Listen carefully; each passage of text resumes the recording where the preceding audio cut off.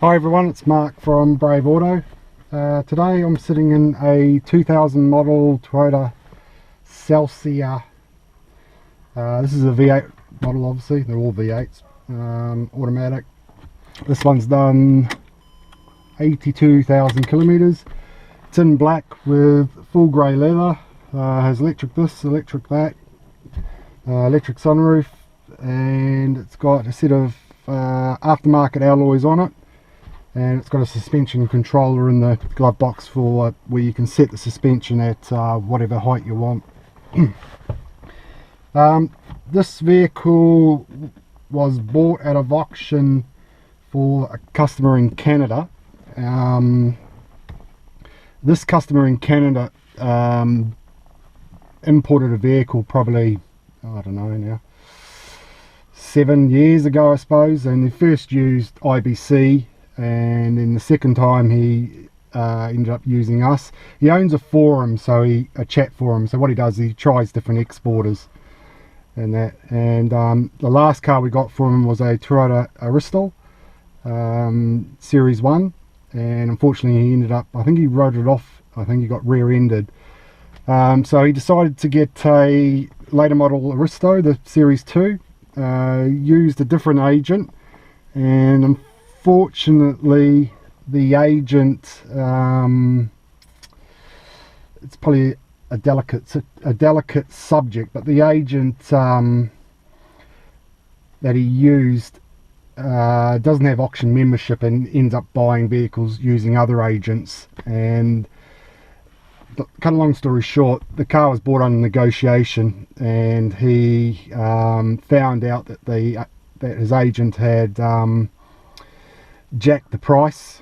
I think it was by 100,000 yen or something, and which was obviously very annoying and for the customer. The agent blamed the other agent, and apparently went to court and all this type of stuff, and I've sort of followed a bit of it, etc. And with what I know in the industry and what I know about other things, I don't know who to believe on who jacked the price, etc. One's blaming the other, and obviously apparently there's court documents, but you know how real they are, I don't know. Anyway, so this customer decided to import a Celsior, a later model one, and came back to us and asked whether we could buy it, which I said yeah.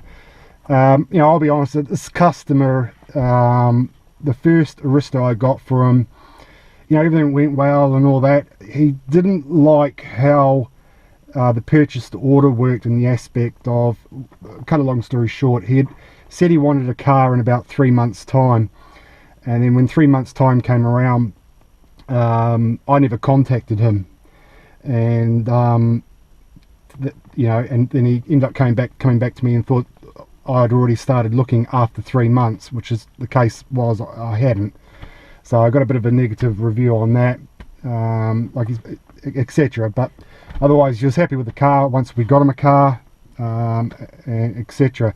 So he's probably a little bit, he's very picky about his vehicles. I know that just from previously dealing with him, etc. But although he's picky or whatever, it still doesn't excuse what the last agent did to him. And where it upsets me and annoyed me a lot is the aspect that the customer was not aware that his agent doesn't have auction membership and buys vehicles through other agents, etc. When he doesn't have auction membership, he can't control things, and this is how the customer got ripped off. And you know, if the customer was aware of the way this agent's business was set up and ran, then it's a completely different story. It's the customer's risk if they want to take that, but not to know that, how it's set up, and for the agent to, you know, make out that he has auction membership and all this, I don't agree with it. And you know, there's a lot of pitfalls to it, and although probably can't be explained in a video, but yeah, there's a lot of risk, and it's probably won't be the first time that this a customer's going to get burnt, I suppose. Anyway, I'll get underway.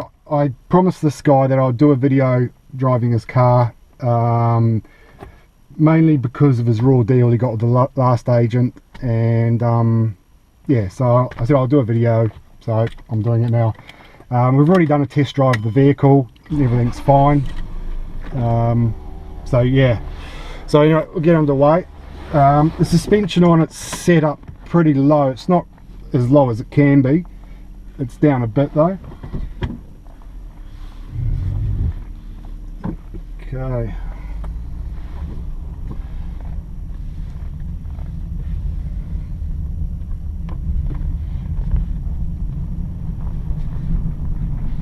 these Celsiors are that smooth, you won't, and quiet, you won't hear any engine noise until it starts revving. Really nice to drive.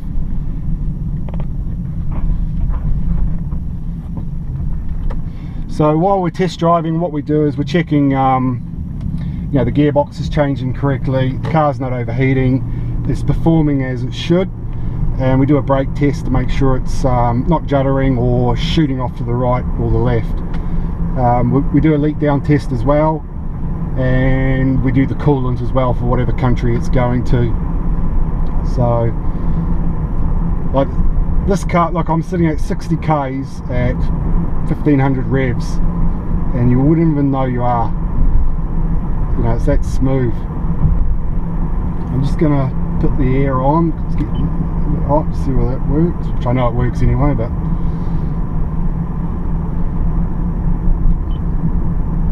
so yep, it's coming through. Yeah, coming through now, you can hear it probably. Just bring the temperature up a bit so it's not so blowy.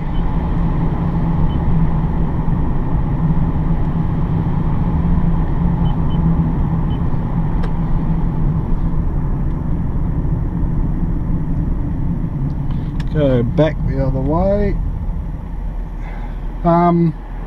There's been a bit of talk on the net lately about buying vehicles under negotiation and how dangerous it is, and I've been ripped off, etc. Probably a lot of the talk started maybe by a certain agent. What the agent says is correct, that only the seller as well as the buyer can see the vehicles that have sold under negotiation.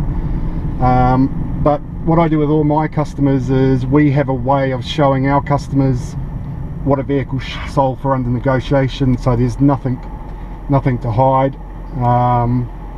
So to not buy a vehicle it's up for negotiation is ridiculous to just leave it. And then probably where, like for an example, if your budget's 500,000 and you start, and the auction start price is 0, if you sit there and just bid all the time, with some of the auctions it'll carry it all the way up, even though no one else is bidding, to what your last bid is, 500, and you'll buy the vehicle. Okay, so what you should do, and this comes down to experience, and this is where the other person doesn't have the experience. You bid, you start off a few times when the car first starts off at the auction, and then every second, just one click, wait, one click, wait, one click. Okay, now the car's going up like in 50,000, 100,000, etc. What you're doing is you're trying to get the vehicle to stop climbing and hopefully sell. Okay, now if the owner of the vehicle's at the auction, he sits in a room and he can see who's bidding, and he can see how many people, and he can say to the controller of the auction, hold until the last time someone pushes, and then say release. Okay, so if you just carry on bidding up to 500,000, you got a good chance you're going to pay 500. Okay, now if you don't bid, if you just bid odd times, the seller may think, oh, no one else is bidding, so he will say release. Okay, and then what the auction will do, it will drop back down to whatever your last bid was, which may be 400, and then sell. So you buy it for 400. Okay, now sometimes it may not sell. Okay, so then it's got to go to negotiation. So then you go into negotiation. So the negotiation will have, last bid was 400,000, negotiation starts at 420. So we put in negotiation at 420, and we may get it at 420. Okay, now I can prove to our customers what we got it for. Okay, so this idea of don't buy vehicles under negotiation and bid all the way up to your amount is just ridiculous, because you will pay more money for the vehicles guaranteed. Okay, but anyway, it's another story, and I'll make a video about it, and I'll actually show you how, through the computer system, on how the bidding's done. And as I sell vehicles at auction, I'll show me selling a vehicle and what I see happens when people are bidding. Anyway, back to the Celsior. Perfect, drives nice, brakes nice. So another brake thing, it's good. I just wind the window down on the far side and turn the air off. So I put the window down sometimes on the other side because it's on the on the passenger side, and I just like to see whether I can hear any noises outside. You know, it might sound strange, but we all have our own ways of doing things, and I just like to see if I can hear anything. So I'll just wait for this car to go a bit further forward. I want to put it under load, this.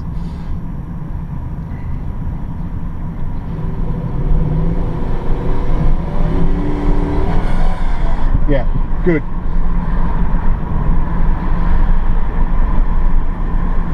So yeah, no, it's a nice car, this.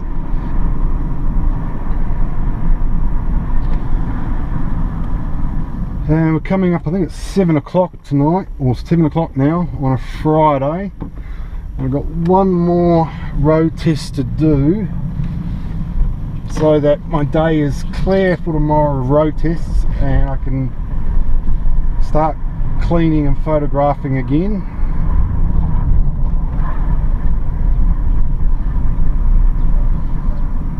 So let's run this man over. Okay.